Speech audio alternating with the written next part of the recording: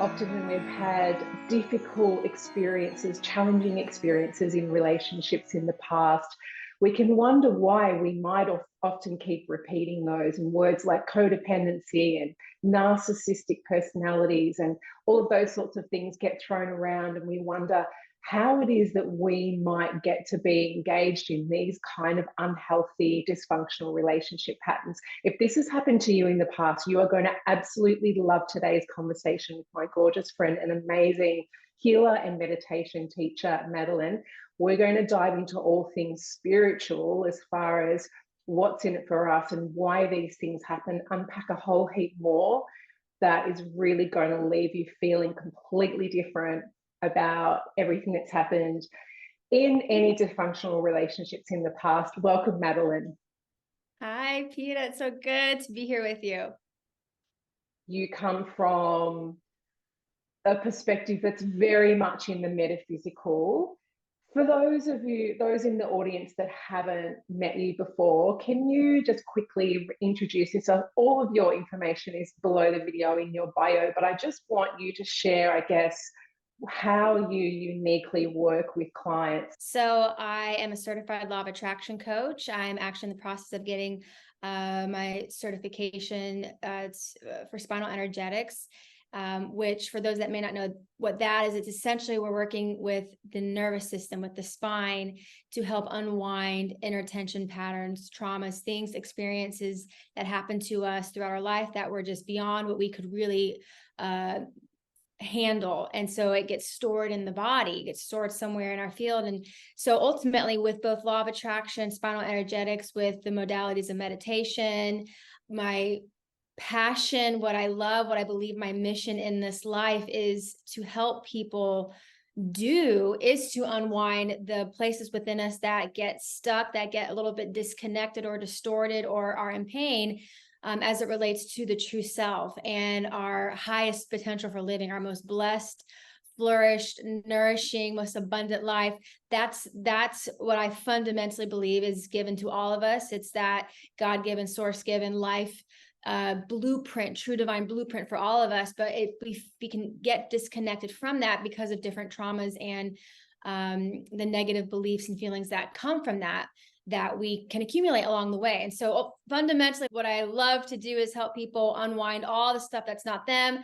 And so we can get back to the truth so we can live the most magical, abundant life that is our birthright to live. We have specifically today a conversation for anyone who's found themselves in an unhealthy relationship dynamic that might be a trauma bond, or with someone who is more on the narcissistic side or codependency. And we're also going to unpack a little bit about what that actually looks like as well, and really give the ladies some tools to work through this pattern so it doesn't repeat. A heavier topic, but dealing with when you have attracted a relationship or maybe a pattern of relationships, and maybe it started off good, but it ends up being this dysfunctional, painful cycle. I feel I have a couple of very strong beliefs about what I see going on and the metaphysics of what I really believe is going on that I would love to share. The big overarching metaphysical theme that I do believe we are all going through collectively on this earth at life at this time is a huge period of awakening. I think we are in a really powerful moment. I think we are in a prophesied time. And I know that a lot of different religions talked about how powerful this moment in time would be. I know a lot of us that really heard about the Mayan calendar and what it meant around for 2012, and kind of realizing, well, maybe it's sort of more of it stretches out to more of a time frame that encompasses this moment. There's been a lot of different indigenous teachings. There's been a lot of different great teachers and great ancient books that have hinted to us that this time was going to be very, very, very special. And so I do believe we are in a time of, like I said, awakening. It sounds really fun and like, oh, cool, we're going to awaken. And it's going to be those 1,000 years of peace and heaven on earth, 5D, it's going to be wonderful. And that is a reality. But to get there, what that typically means is that anything within us that is traumatized, is wounded, is caught in an illusion or trapped in a lie, or isn't the true self, and we don't even know it. We are very basically anything unconscious within us that is not a match to the true self, that's all coming to the surface to be transformed, to be shed, to be released, right? To be metaphysically killed off as we ascend, as we embody our true source frequency, our true state, our true self state. So that's the big overarching metaphysical. That might be kind of like a what, if that's kind of like a what is she even talking about? Just stay with me. That's the big thing. Now, how this looks like, because I work with a lot of people that want to attract true love, or we're working within the relationship arena, how this looks like in our relationships is that relationships, we have to understand, are a mirror. That is a metaphysical truth. Relationships are a mirror. So whatever dynamics are playing out, patterns that you see playing out in your relationships, that is simply showing an inner dynamic going on within you. Now, there's a lot of talk around like the narcissistic codependent dynamics. And there's a lot of people I know work with that have been encountering that individuals that exhibit a lot of narcissistic traits. They have felt very, very hurt and wounded by these people. They felt like they've been exploited or completely lied to and deceived. I've had women that have come to me saying that they thought they met the man of their dreams, came in, on a metaphorical white horse. He seemed to like answer their prayers because they were unconsciously in a state of deep disempowerment and hopelessness around love. And so I'll get back to that in a second. So they're in this vibrational state. Here comes in this supposed white knight in shining armor, only to find out that this person was nothing like they thought he was or wanted to believe he was, and inevitably heartbreak ensues. This person gallops off, so to speak. This person basically ends up leaving, and I hear stories from anywhere from they might have been like financially devastated, emotionally devastated. They may have been betrayed. They may have been left discarded for somebody else, and it's just like this perpetual feeling that love is eluding me. There's this, now I'm even more scared to go into relationships. What is giving? So those are like, that's a very, very painful dynamic. And if you find yourself in any kind of relationship like this, or maybe it's not even a love relationship, even though I know this is the love breakthrough, but even with friendships, but we'll keep it with love, to have a true love breakthrough around a dynamic like that, where you're experiencing the feeling of feeling very powerless around relationships, feeling very broken within relationships, feeling like if only the right person would come in, then my life would be complete. Like there's this gnawing sense of loneliness or perpetual stuckness. All of that stuff, while it may really seem so real that this person did it to me, or the lack of a person, the lack of love did it to me, I know there's a big belief too that the love that I'm seeking, I'll never feel because I'm not in a relationship, right? So people can really believe that the lack of a person in our life is the reason we don't feel a certain way, right? Whatever that really painful dynamic is, I can promise you it is a metaphysical truth, a quantum truth, that it is not as without, so within. It's as within, so without, meaning this is just a mirror. This is just a mirror. And if we're looking in the mirror and trying to pretty up the mirror because we think if I just put this in place and that in place and get this person or the right person, or if they were just different or whatever, if we think prettying up the mirror is going to change our vibration, it's going to change that powerlessness or the deep feeling of loneliness or even brokenness or whatever is going on. Fundamentally, there's a trauma. These kind of painful cycles are indicating a trauma, a deep inner wound. This is just a mirror. This is just reflecting something to me. This is just feedback. It's just feedback. I'm not destined for loneliness. I haven't lost, my ship hasn't sailed. I'm not too old. I'm not too broken. I haven't been through too much. It's when I change, my relationship reality will have to change because it's just a mirror. I guess some examples maybe that we can pivot off so that the girls can really identify with what we're talking about.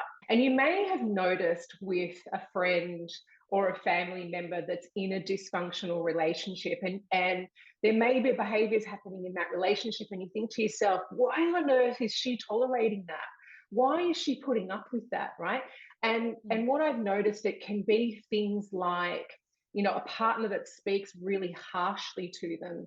Me personally, my dad was a very quiet, gentle person. And so I didn't have an experience or almost like develop a tolerance to shouting and loud voices and being spoken to harshly by a male energy. And so I recoil very quickly from that. But if you grew up in a family where mum and dad shouted and you develop some kind of tolerance to that, I've tended to notice that that can also transfer into relationships. Same with physical violence, same with perhaps a father who was really inconsistent coming in and out of your life. There tends to be a little bit more of an acceptance and tolerance for a partner doing that as well. So they're just sort of some examples of how I think we can bring some of our wounding or early childhood dysfunction into relationships. What are your thoughts? Oh, I love that. That's such a good point. And I want to touch on that too, because Dr. Joe Dispenza actually has a great teaching. I believe it's in Breaking the Habit of Being Yourself. He talks about, he really begins, well, I don't know if he began the conversation. That's where I really started understanding about the concept of peptide addiction. And basically exactly what you were saying, Peta, so let's say we didn't grow up in such a truly loving environment. We grew up with being criticized and harsh energy, cruelty, we'll say a lot of cruelty where we maybe were put down. If we were around that over and over and over and over again, we are releasing, the body is going to start releasing. Let me backtrack. When we experience something and we interpret that experience as, we'll say, I'm a loser or I'm no good. So we have a thought, essentially. We send a signal. And that signal tells our brain to create a corresponding peptide. And we have peptides for every single emotion you can think of. Happy, wonderful, positive emotions, and the most painful, wounding emotions you could think of, and you may have been able to feel at some point in time. So if we are in a painful environment over and over and over and over again, and let's say we have a thought of I'm no good, I'm no good, I'm no good, I'm no good. And so now we're creating these peptides that are moving into our bloodstream that correspond to I'm no good, right? And so they're going to feel it to a healthy person, that would feel like, oh, I would feel horrible in our body. But if we are used to that, the cells begin to adapt to that, to normalize that, and then eventually get addicted to that. We get addicted to feeling not worthy, not good. We get addicted to the pain because that's how the body adapts. And this is where it gets kind of hard. It's like really kind of sad to think about, but it's just the reality. When we start to heal, when we start to come into a program like this, where we realize we can have a breakthrough in love, that this doesn't have to be our normal, getting criticized or put down or feeling like love is a roller coaster, it's up and down, or it's harsh, or it's cruel. When we start thinking I want a different experience, I want a peaceful, calming, healing experience with love, what you want to really be prepared for is that as you begin to withdraw yourself from the old pattern, your physiology, your cells are going to they're going to go through like withdrawal symptoms. You're going to go through a period where your body's going to fight, or you could say the ego is going to fight to stay what it knows as normal, because it's literally wired and addicted to that state of being. So that's why people that try to initially leave a really toxic situation, they have, the first day may be okay. Second day, it's like they may be stabilizing, but then they hit that moment of peace. And it's like all of a sudden these memories keep flooding back and they can't stop thinking or obsessing about this person, even when they know going back to them is hurting them and it's no good for them. But there's like this craving and addiction. So they run back every time, or they try to go no contact, but then all of a sudden that rush, that addiction comes back up and they're reaching out to them and they're just like, and then they're kicking themselves because they're like, why am I doing this? You got to let yourself go through withdrawal. You got to come in with the wisdom that if this has been your normal for a very, very long time, give yourself the grace and the space truly to move through that initial withdrawal period, because you're so right. We will go back to what we're used to. If we were used to peaceful, loving environments, then that's what our body is that's normal for us. We are wired that way. And then anything that deviates too off, too high or too low, it's going to feel really, really off to us. Yeah, absolutely. That's fascinating. Joe Dispenza's understanding of what that actually is about, when that perhaps unhealthy dynamic that we had in our childhood, which then we just assumed then that's what love should feel like. It's just really fascinating to understand from a biochemical perspective why that might be when someone's not treating us well, or the dynamic is a little bit off, and we're like, well, but that's, without even realizing, that's just what love feels like to me, so maybe that's okay. And this is really where too, like that trauma bonding comes into play, because it can feel like love, that our painful normal, we think, oh, we get that rush, but it's a rush of pain. It's a rush of dysfunction, right? And I don't mean to laugh, but it's just, when you look back, like I can empathize with this. When you look back, you're like, what was when you heal, you look back and you realize this was so not right, but it felt like love, because we're getting those hits. We're getting those hits and those rushes, and we're mistaking that for love.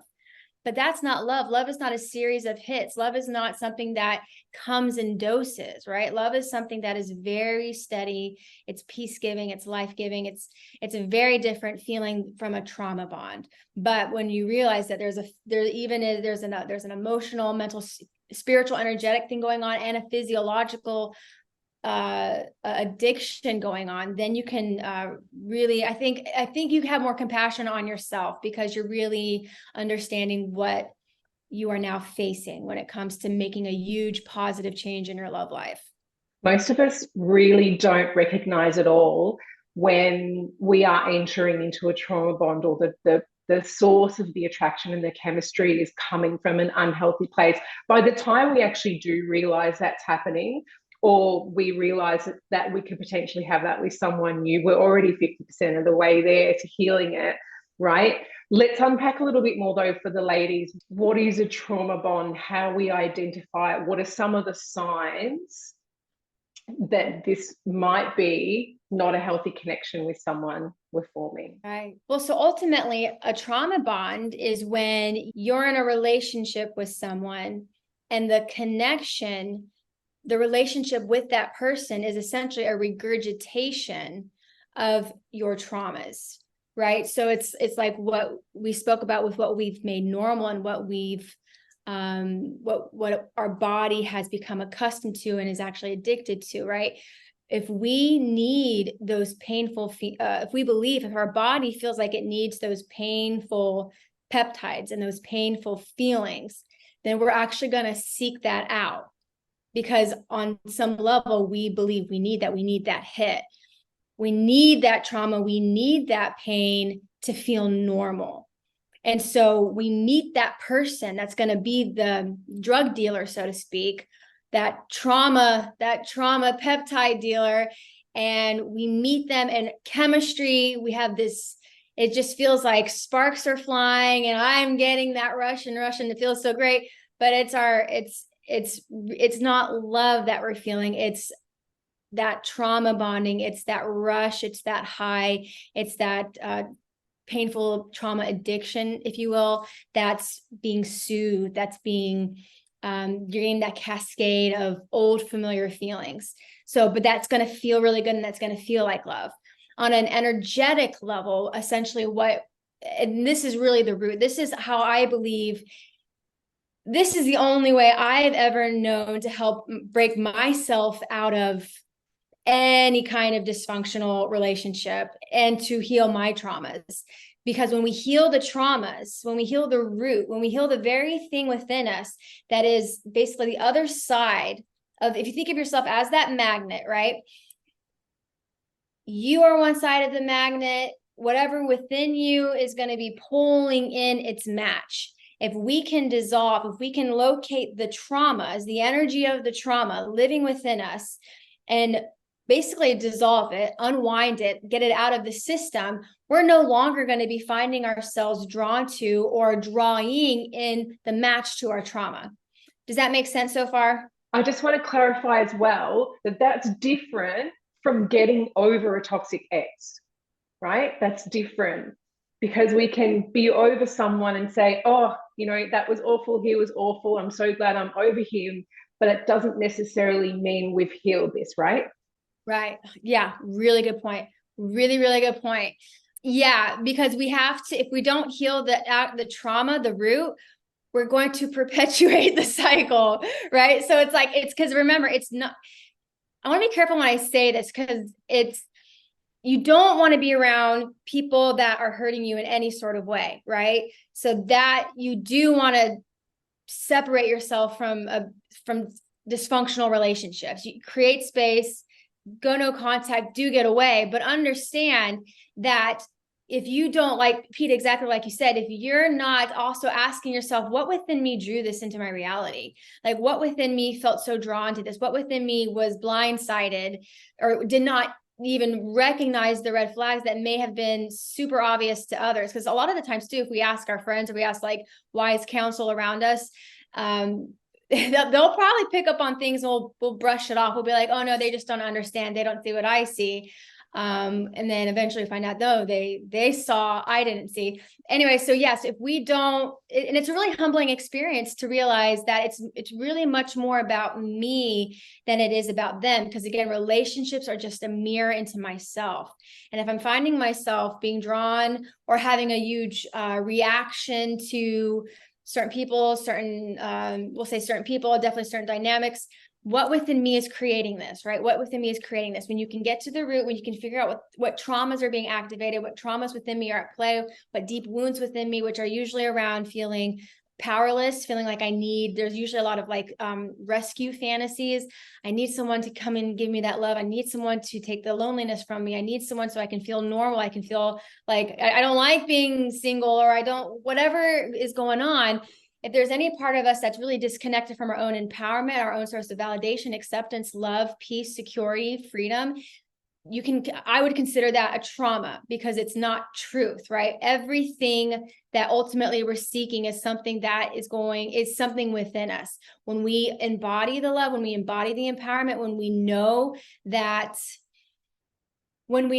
no one else can give us the very things that we're seeking, the irony is when we become one with the true self state, that's when true love can now show up, right? That's when it's like it becomes easy. That's when it's like going out going outside. It's when it's pitch dark.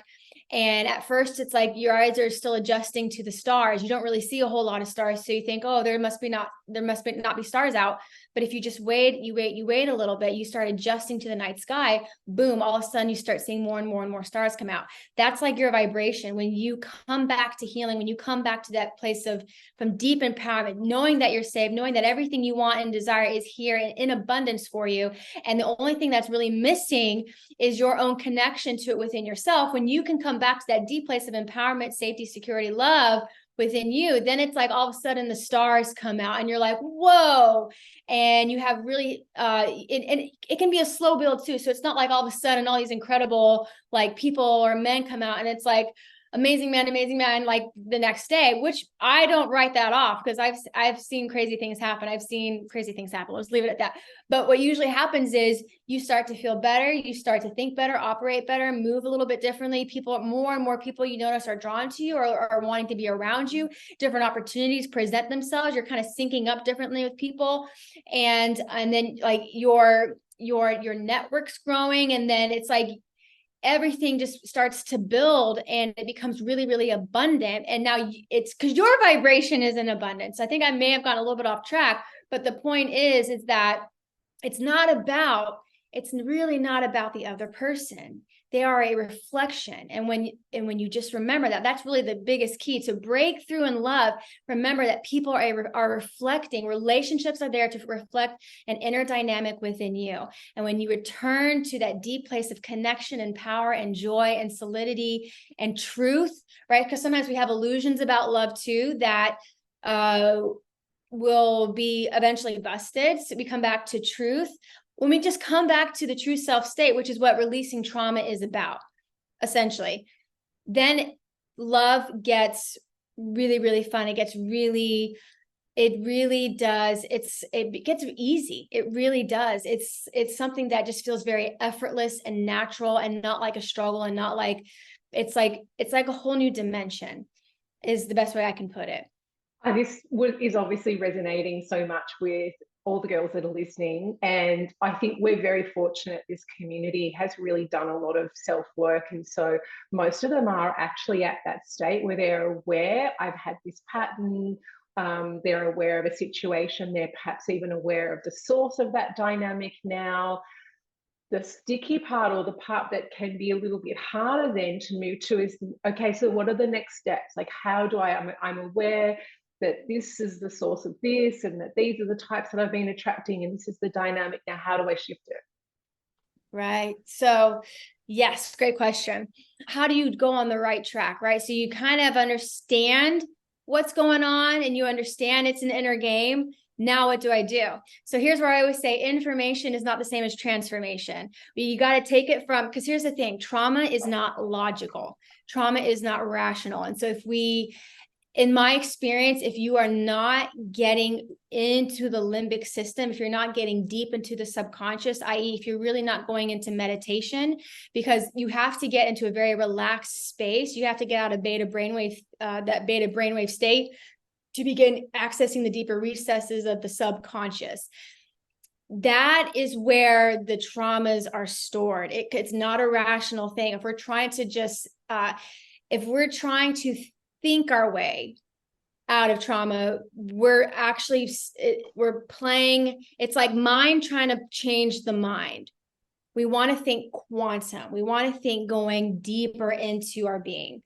So, and this is where the meditation that I'm sure we'll talk about here in a little bit, this is where that is going to make everything make sense. Because a lot of the times what I'm going to say doesn't make any sense until you experience it. Like talking about the quantum and working with energy, unless you've like really experienced it, it kind of sounds like, what world are you in? But essentially you get into the energy and then you release it. And it can really be as simple as that intention, as getting in the right state, knowing how to move energy, setting an intention. Intention is so powerful. And then essentially letting the darkness go, letting the trauma go, like seeing it and feeling it leave your field, the different layers that make you, leaving the field. And then you bring in the light, bring in the true self vibration. You bring in the true self, you bring in that source light energy, and it comes in and it just fills you up, and you can feel it moving in your body, and you can feel it like sometimes buzzing in you, and you feel that lightness move into your body where there was once heaviness or density or tightness or constriction, and you feel those changes, and you just keep doing it. You keep unwinding the layers. And then as you do that, your vibration is going to rise, and you're going to be seeing transformations. You can see you're going to feel transformations right away. And I even in these meditations, I will have you record on a scale of 1 to 10, where is this at? Where is this trauma, this density in your body? Where is it at now? And then afterwards you come back to, well, where is it at now? And usually you're seeing, sometimes people go from like 10 to 0, which is pretty fantastic. And like really fantastic, but not common. So sometimes it's more like 10 to 8, and then you do another shift, 8 to 5, 5 to, right? But ultimately you just keep unwinding. And that's really the key. It's getting out of the head, getting into the body, which which is another interesting thing too, because sometimes we think we know the story playing out, and then you go deep into meditation, you start talking with your body, start talking with the energy, and then a whole new story plays out. And sometimes this stuff is ancient too, by the way, because with epigenetics, what we know is that this stuff changes our DNA, and our DNA is a bunch of codes, and these are codes that are passed down through our lineage. And so to me, it makes perfect sense that if our ancestors went through a lot of different traumas, and so now their DNA is showing up differently, and what they're sharing as they have progeny, as they have children, is their DNA. It's like you're going to have that whole storage system of whatever happened in that lineage. And so another one of the gifts of the time we're in, and that this awakening and this releasing of traumas, is making changes that I think are, what people say are breaking generational curses. So I don't want to get too far off that track, but the key is you have to get into the body. We have to get out of the mind. We have to get into the body, deep into the energy system, and really work with it from a quantum level. When you can go from a quantum energetic level, the rest, the mind's going to follow the body. If there's trauma deep in the body, the mind is going to be thinking and operating within that vibration of trauma. When we can pluck it, when we can dissolve it, unwind it out of the body, we don't have to force our mind to think differently. We don't have to force or will ourselves to not think traumatized. We just don't think traumatized because our beingness isn't traumatized. So I know most of the girls have heard about quantum, metaphysics, the field, the 3D, and all of that. Just for a sec, can we strip it right back to the basics, and perhaps even from a scientific perspective, and understand why what metaphysical healing is? Why does this actually work? Oh gosh. Oh, I love this question. Man, yes. Why does this actually work? And it ties into with how I'm being trained with spinal energetics, because essentially what we're really working with is the energy. Yes, we do look at the spine, and we'll touch the spine, palpate the spine, and assess where tension's being held within the nervous system, within the spine. But what I always get amazed with is when I can locate where someone's body is presenting tension currently. So the body will always be communicating. I go with an intention. What needs to be released right now? What are you ready to release? And the body will always communicate something to you. So you find the spot, you find the place where symbolically the trauma is being held. And then you go into the energy. And so I'm not even touching the body when I do a healing. I'm working in the different layers, the emotional, mental, spiritual, yes, physical, spiritual, and the personal soul layer. And I'm just doing stuff with the breath, and I'm watching. I'm not even touching the body, but I'll do certain things and then I'll watch as the body responds. And it usually responds with that shake off response that we know animals will experience in the wild when they've just been chased down by a predator, and then they have this intense shake it off response. When trauma's leaving the body will move in whatever way it deems the best way to move, to essentially shake out these sometimes old traumas, right? But I'm not touching the body, but the body's responding. And so it's just like, wow, this stuff. And it always blows my mind, because I just feel like it's just so incredible to know how incredible we are. We are not just physical beings. In fact, the physical aspect of us is tiny. It's tiny, tiny, tiny, tiny, tiny. In fact, what we know, what science is telling us, is that we are 99.99999% space. Like the vast majority of us is not a thing. We're space. So what we see as a thing is really energy. We're in a world of energy and forces playing off of each other and appearing as solid, but it's mostly space. It's mostly energy, right?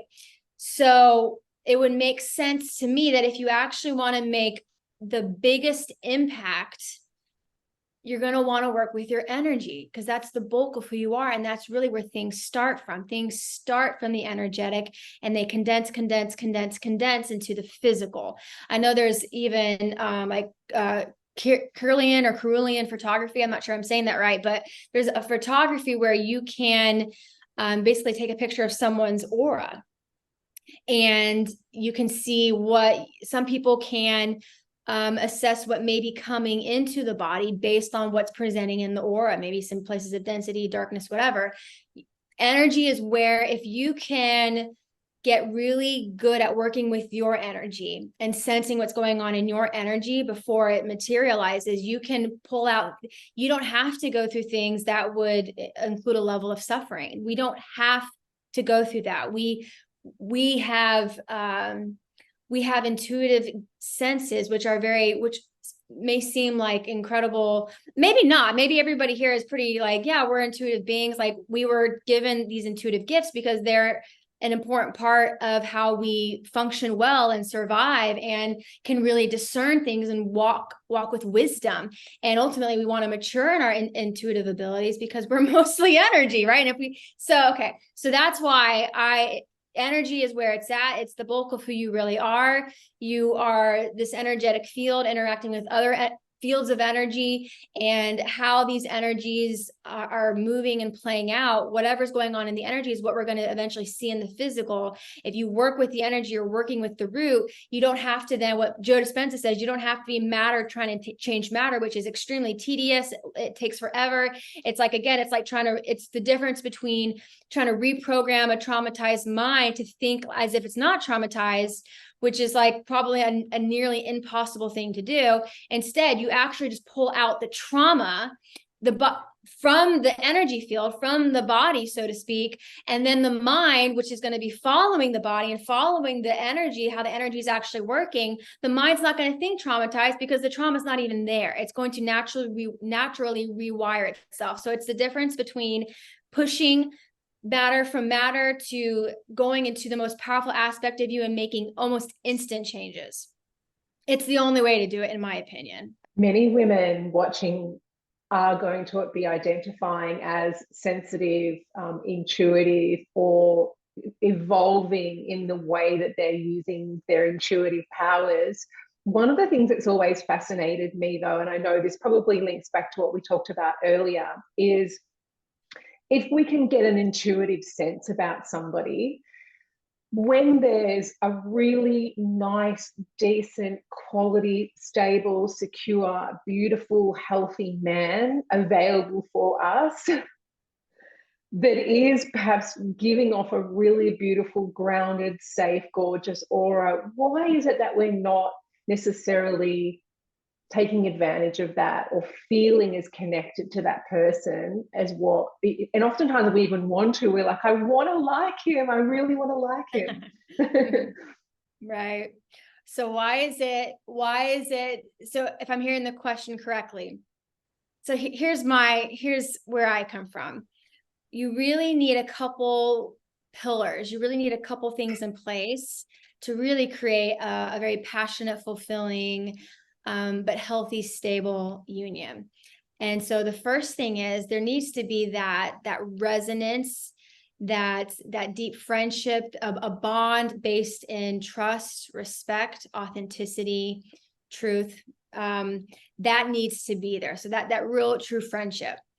Second thing, polarity, right? We don't want just a roommate, right? We want a lover. We want someone we're attracted to. So that leads me to my first thought with this question is, maybe this man is presenting, maybe he is very healthy and would be a great match to a lot of women, but for whatever reason, he could be not manifesting in his embodied masculine. He could be, which comes to mind is like the nice guy syndrome, right? It's like when you're not really embodied in your truth, when you're more in like a people pleasing, I'm not really solid in the masculinity. I'm trying to please and I'm worried about how I'm perceived, and I want to be just like this nice guy. Nothing wrong with nice men. We want nice people, but we also want truthful men that are solid and not sort of shaky or flaky in their own inner being. So there could be something like that we're sensing, right? We might be sensing like he's really nice, but he's not solid, or he doesn't have that masculine pull that gives me that polarity and that pull to him that I need to have a deeply fulfilling love relationship. That polarity needs to be there. We can't, I don't believe we can really, that needs to be there. So that could be something going on. And then the third thing is a shared meaning, a shared purpose. I believe that when we come together, especially for the intention of, if we want like a life commitment, having a shared meaning, whatever that may be. Maybe you're building something together. Maybe you want to start a family. Maybe you have a great purpose that you want to create and go forth in the world together. Whatever it is, it doesn't have to be the same for everybody, but a shared meaning and a shared purpose is like a glue to that foundation. So it could be that person is not, he could be a great person. Maybe there is some attraction, maybe not enough, but maybe the higher purpose isn't quite there. So it's like, I would consider him a closeness of the match, and don't consider it like there's something wrong with me. You can explore that in meditation, of course, but another reason could be that that's not the one, that's not the soul that is meant to come in and create this shared meaning, this shared higher purpose together. So it could be he's not embodied in his masculine pull. It could be that, he's a soulmate for a reason, season, and not necessarily a lifetime. Or it could be that if it's perpetual, if we find that we just aren't if we're attracted to people that aren't that great, that leave us in tears and heartbreak, we have some healing to do, basically. But with the right guidance, with the right support, with the right community, and with doing the energy work, with the right intention to truly want to heal it and line up with truth, with the true self, you're going to find that people that were not healthy for you, that you used to be like, like drawn to, you're going to feel like, what was I thinking? And you're going to feel so turned off. And then people that are truly healthy, they're going to give you a peace and a stability and a steadiness.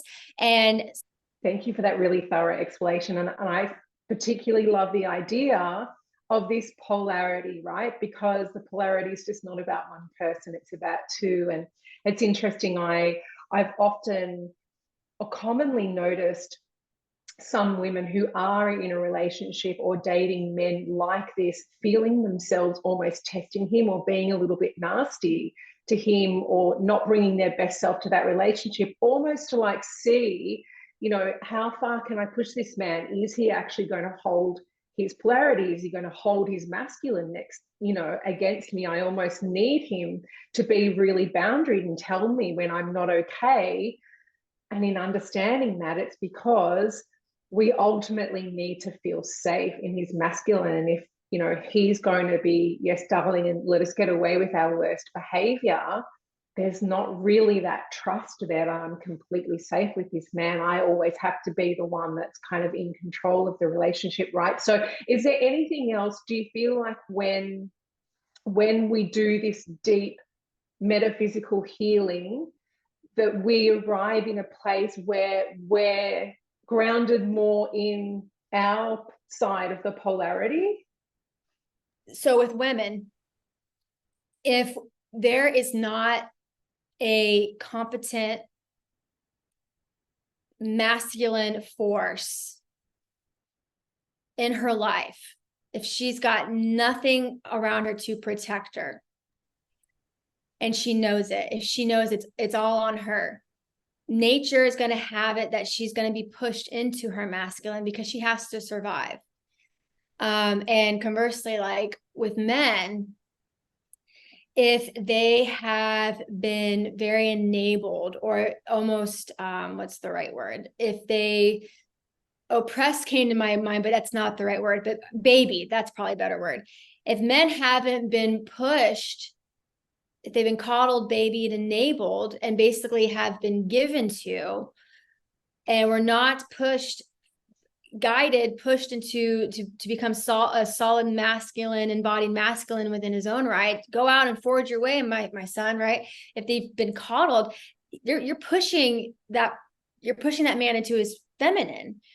We all have, in my experience, we all have varying degrees of masculine and feminine energy running through us. And so it's really finding your true center. It's finding what's truly healthy for you, because when we're pushed into a role to survive, to cope, to just try to, because nature is pushing us into that role, it can be really hard on our body. It can be really hard on our hormones. It can be the thing that puts us in a high stress state, which has all sorts of effects that I'm sure we've all experienced, right? That racing mind, moving into a really sympathetic dominant state, which is really, really hard on us. And that's usually when people come to like we'll say a spinal session, they're like, help me get out of this highly wired state, right? It's because for whatever reason, life, nature, the people around you, the environment is pushing you out of your natural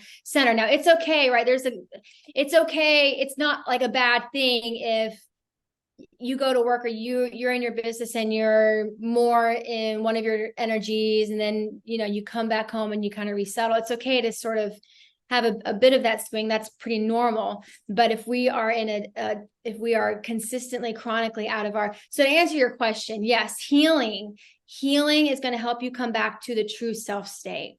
And it's going to help you not only to begin to feel safe being in the true self state, because it's usually a trauma that made us feel it's not safe to be me. It's not safe for me, as a deeply feminine creature, if I felt like it's not safe to be feminine, it's not safe to receive, I can't rely on the people around me. I want to eventually, since I'm a grown adult now, I want to be able to create an environment and surround myself with people that it is safe to be feminine with. It is safe to be who I truly am. It is safe to receive. I can trust the people around me. I don't have to be around people I don't trust anymore. It's not healthy for me to be around people I don't trust anymore. It's not healthy for me to continue to try to cope with this trauma that's essentially driving me to believe it's all on me and I can't ever be in my feminine, right? If I let go for 1 minute, the world's going to collapse. That's not healthy. That's not the divine, how do I say this? It's not the divine coding. It's not the divine, it's not coming to me, but essentially the divine design. That's the word I'm thinking of. It's not the divine design for you to be chronically stressed out and out of your natural center.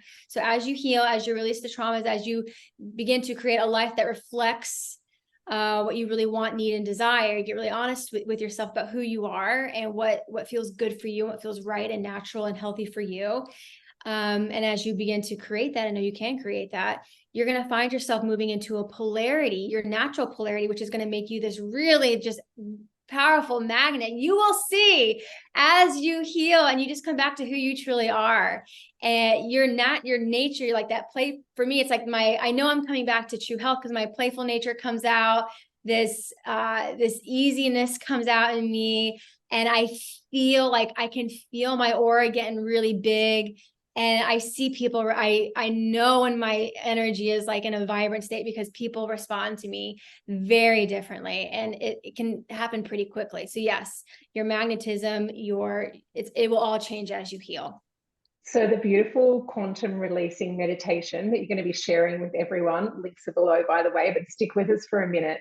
I just wanted to clarify that, and thank you for the explanation. This is not just really beneficial for people who've been in codependent, narcissistic, toxic, unhealthy relationships. This can also work for really bringing all of us, whether we're in relationship, not in relationship, waiting for relationship, good relationship, bad relationship, to come back to our true self, right? Yes. Amen. Hallelujah. Yes. Okay. Oh, I'm so excited. So this meditation is, well, essentially it's everything I said about understanding that you're an energetic being and you have these many, you're a multi-dimensional, you have many layers to you, and working with just the mind is not enough. If you really want to heal, if you really want to unravel and unwind what is not you, but things you may have picked up along the way, and really traumas and experiences, energies that have gotten wedged in your craw, so to speak, in your vibration, or in your body, or in sitting there deep in the subconscious. And we know the subconscious is what, like 95% of what our reality gets created from. So we got to get into that subconscious, because that's such a big, ginormous player in our reality creation. If you really want to change your life, get into the energy, get into the subconscious, and really feel into what's going on there. Release what is dark, what is dense, what is not serving you, what is actually hurting you, what is attracting everything that is not ultimately what you want, and it's not a true reflection of the true self state.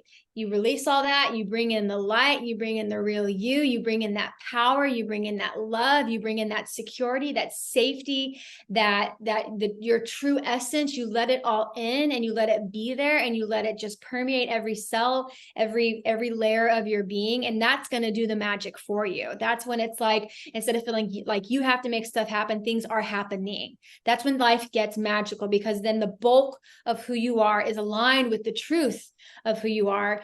And then the reflection, the reality that is now reflected to you, is one that really supports you, nourishes you, blesses you, and lets you know that, hey, you have come home. You have come home. You're in a beautiful vibrational place, and life gets to keep getting better and better and better and better. Hallelujah. Amen. Absolutely. We all want that. And I think we can all relate to the feeling of those times when we just really feel like we're in alignment, we have our mojo, and conversely, we can all feel like when that's not happening as well. So this is so needed. Is there anything else that you would like to leave our ladies with? I feel so strongly with this message. Love is so real. True love is so real. Love can get so good. Relationships can get so good. And we all deserve to experience that, the experience of true, solid, healthy, peace-giving, life-giving love. Like that is the divine design for us, to be in a deeply loving relationship, if that's what we want for ourselves. If that's what you want, it is so there. So I don't know, wherever you're coming from, don't lose the faith. Just understand it's always as within, as without. Just keep doing the healing, keep believing, but keep doing the healing. And I promise you, love can show up in the most strangest but fantastical ways. Thank you for sharing your time. Thank you for joining us today. We will see you all again tomorrow for the next session of the Love Breakthrough Virtual Retreat. Bye for now.